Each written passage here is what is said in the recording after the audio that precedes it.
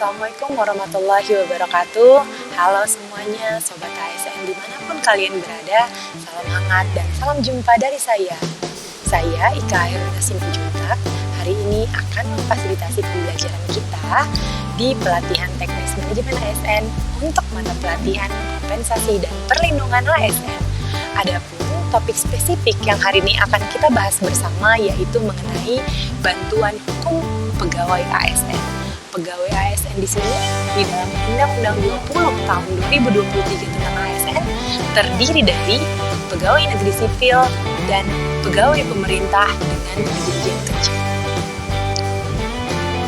Sobat ASN, hari ini yang menjadi hasil belajar kita adalah Sobat ASN semuanya tahu tata cara penyelenggaraan bantuan hukum pegawai di mana untuk kali ini kita akan mencoba membahas 3 hal. Yang pertama adalah saudara semua paham pengertian, paham urgensi, serta paham bentuk-bentuk bantuan hukum yang dapat diberikan kepada pegawai ASN. Setidaknya ada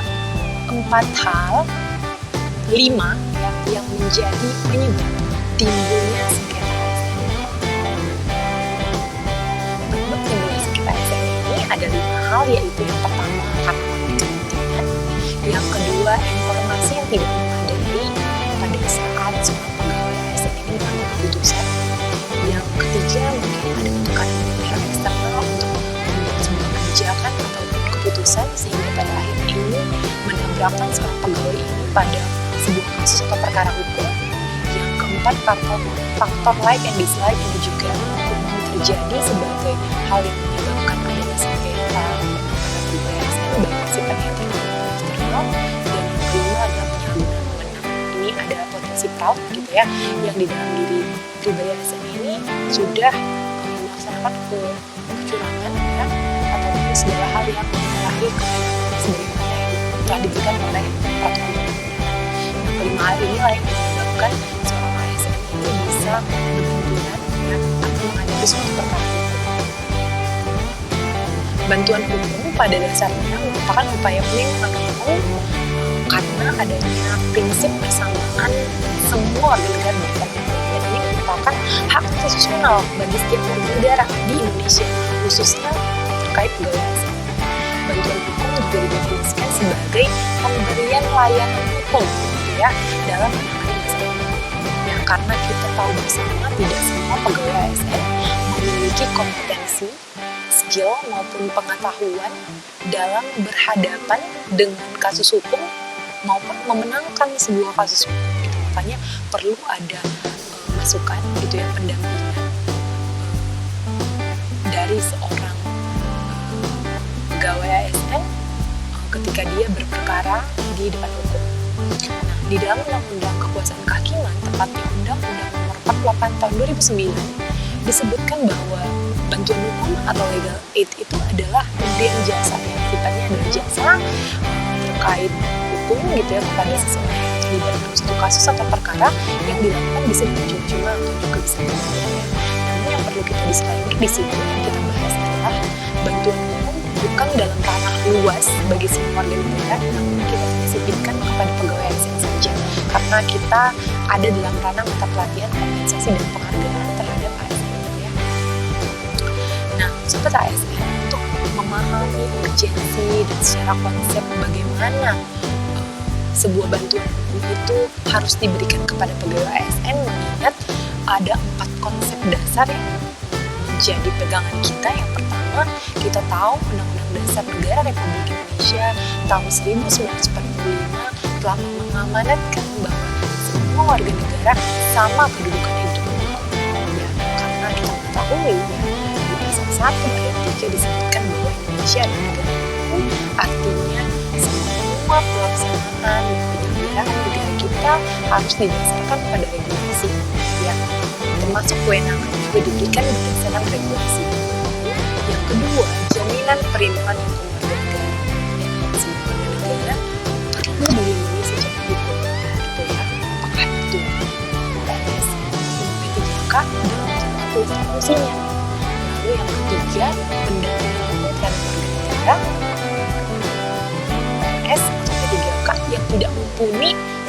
skill, kompetensi, pengalaman dalam penanganan hukum, maka dia bisa didampingi dan bisa difasilitasi ya ketika dia berperkara seperti itu.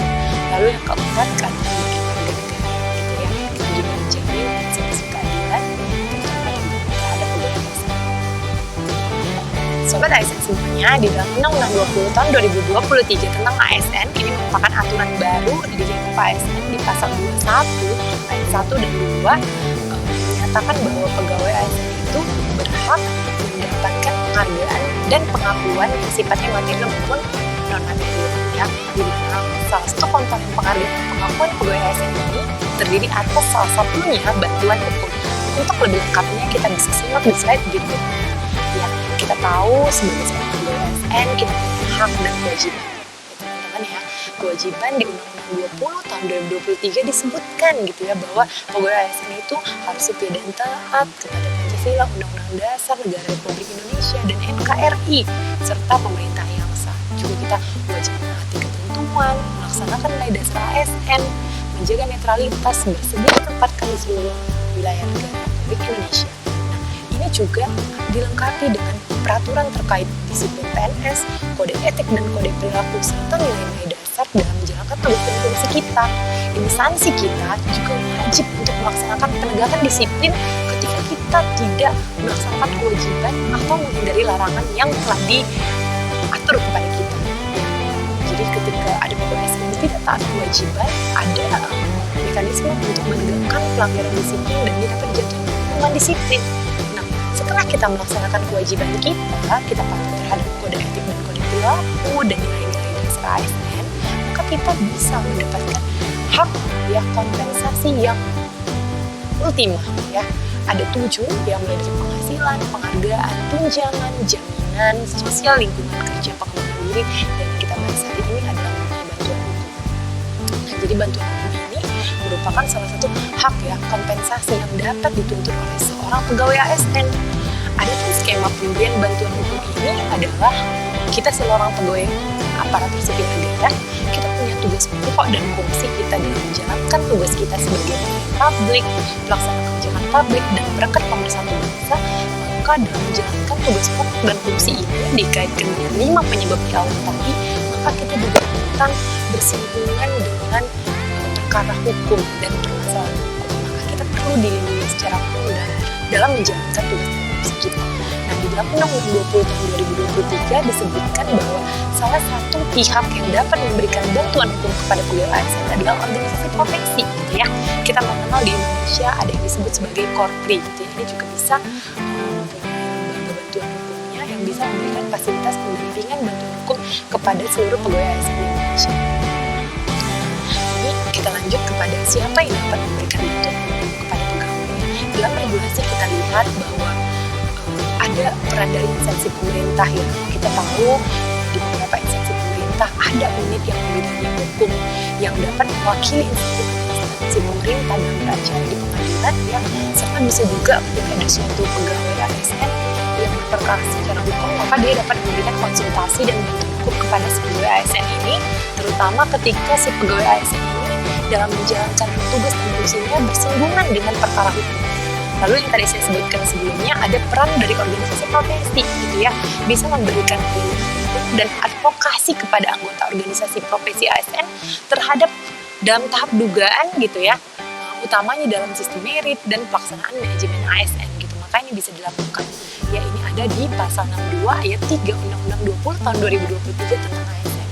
Lalu ketika kita sudah tahu pengertiannya, kita sudah tahu konsep dasarnya, urgensi mengapa bantuan hukum itu harus diberikan, kita juga mengetahui siapa yang dapat memberikan pendampingan dan bantuan hukum kepada pegawai gitu. Kemudian kita ingin melihat apa-apa saja sih sebenarnya bentuk bantuan hukum yang bisa diberikan kepada pegawai ASN sebagai bentuk kompensasi yang diberikan negara kepada beliau dalam menjalankan tugas dan fungsi.